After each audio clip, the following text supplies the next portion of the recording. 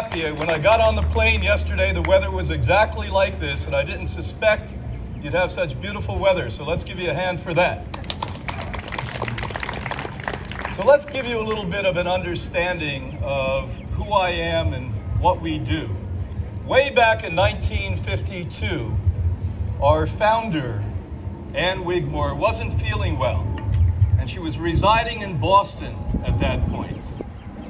When you don't feel well and you're in Boston, what you literally do is go up to see the Harvard doctors. How many of you know about that? How many of you can say that?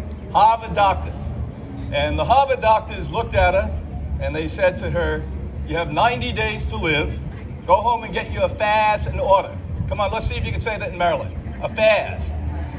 And she went home and got pissed off, and she recalled as a little girl growing up as a peasant in Eastern Europe, her surrogate grandmom, the village doctor, what she would do when people got sick with food and herbs and love. And lo and behold, she healed herself of advanced stage 4 cancer.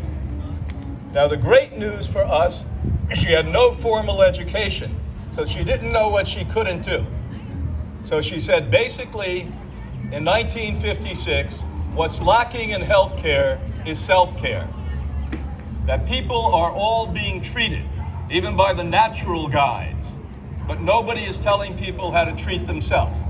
Nobody's telling people what mom and dad no longer know what to tell them. Nobody's actually in the medical field, be it natural or not, understanding why we're sick, why we're aging prematurely. So she opened the doors of what today is called lifestyle medicine. We came up with that term, lifestyle medicine, in 1956.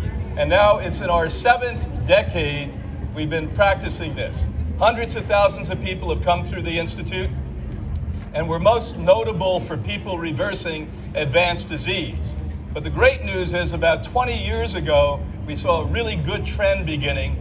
Healthy people come to us before they get sick. Isn't that remarkable? You actually have to say, hey, I don't want to age, I don't want to get sick. Now in my 70s, I'm happy I started this 52 years ago, because I don't feel like I'm in my 70s, and I certainly don't feel like I'm even close to that age. So today we're going to speak a little bit about, you've been talking about plant-based foods, and how incredibly important they are for 3 major areas. First is health, human health. Second is health of the planet. And third is compassion and empathy. But now today we're going to talk about stepping it up one big step. Not only plant-based foods, and that's great, congratulations if you've made that leap ahead, but the quality of plant-based foods. So let's go through this PowerPoint presentation. So we share the planet with 8 million known species. Now, the biologists, naturalists tell us there's most likely 12 million, but we've only identified 8. Now, what the most interesting thing I learned when I was a kid and I started this is 100% of every other species, 100% of every other species in nature eat raw food. Isn't that amazing?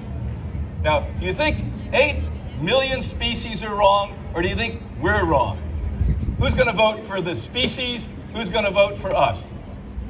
And we have crazy ignorance that saturate our academic fields like anthropology, where they come up with nonsensical, biologically impossible philosophy, like when we cooked food, our brain grew.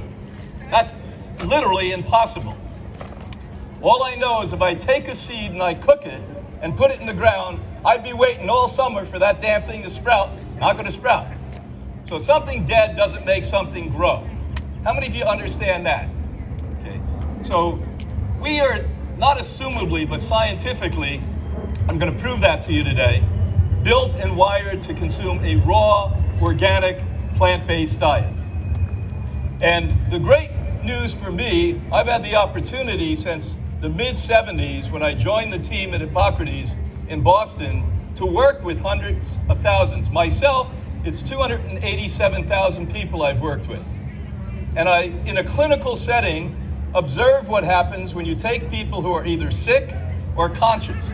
There's only 2 kinds of people that come to us.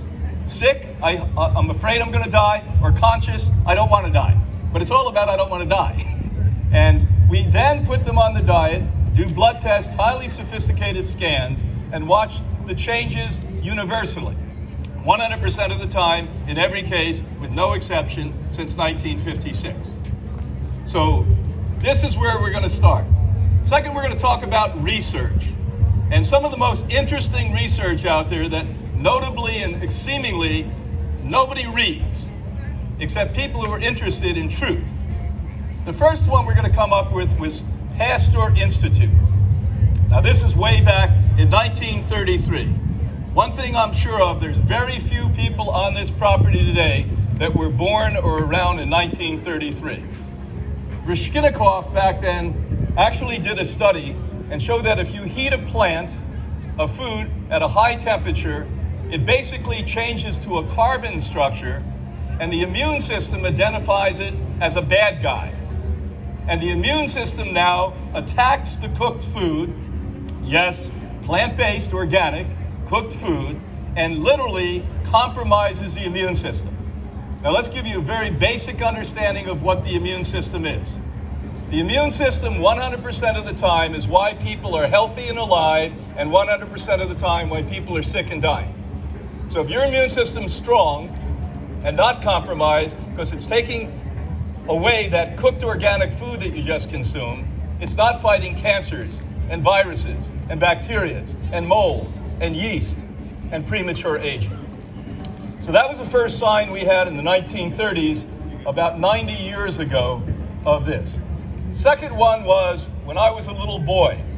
This goes back to 1952. 1952, they actually looked at oils and recognized that if you heat any oil, good oil or bad oil, it becomes cancer-causing and heart disease contributing. So if you want to have a heart attack, you want to have a stroke, take heated oil. You want to get any form of cancer, take heated oil. Now, some of you say, well, I don't eat oil. Well, if you cook a food, every single natural plant-based food has oil in it. How many of you knew that? And some of them, most of them have really good oil, called oleic acid or omega oils. Some of them have, like coconut, you really don't want to cook that. And one of the most ironic things I ever see is the so-called pseudo-experts that tell you the greatest oil to cook in is the saturated fat of coconut oil. You really want a heart attack or stroke or cancer, that's what you should do. But even lettuce has oil in it, spinach has oil in it. And we can't change the science. The science says, for the last 69 years, heated oil causes cancer. Not we think it causes cancer, we imagine it causes cancer, we know it causes cancer. And so there's a second thing we understood. This is a newbie, and the newbie started in the medical school my son is presently attending, which is the top research center in all of Europe, called Karolinska in Stockholm.